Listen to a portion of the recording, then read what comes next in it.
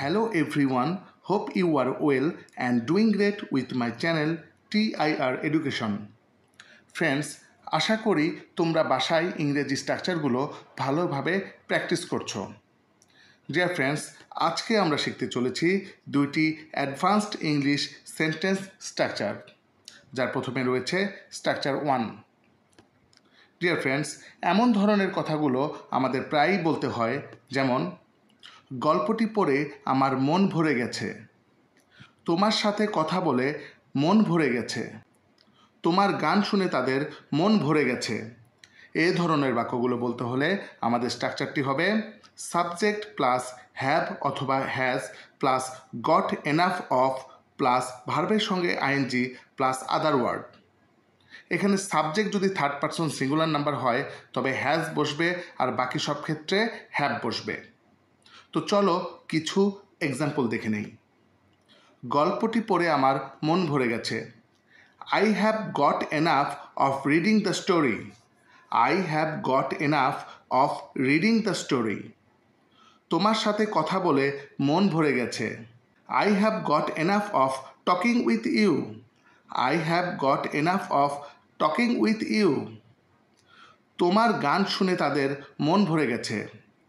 They have got enough of listening to your song. They have got enough of listening to your song. তোমাকে দেখে তার মন ভরে গেছে। He has got enough of seeing you. He has got enough of seeing you. সিনেমাটি দেখে আমার মন ভরে গেছে। I have got enough of watching the movie. I have got enough of watching the movie. Friends, এরপর রয়েছে structure 2।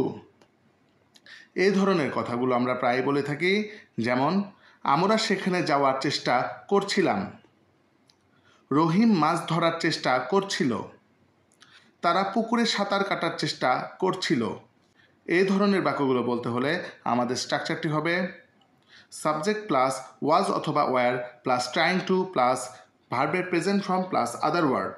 এখানে was অথবা ওয়্যার বসবে সাবজেক্ট অনুসারে। অতীতে কেউ কিছু করার চেষ্টা করতেছিল বা করছিল এরূপ বোঝাতে আমরা ট্রাইং টু ব্যবহার করে থাকি। তো চলো কিছু এক্সাম্পল দেখি। আমরা সেখানে যাওয়ার চেষ্টা করছিলাম। We were trying to go there. We were trying to go there. Rahim মাছ ধরার চেষ্টা করছিল। Rahim was trying to catch fish. Rahim was trying to catch fish. তারা পুকুরে সাঁতার কাটার চেষ্টা করছিল। They were trying to swim in the pond.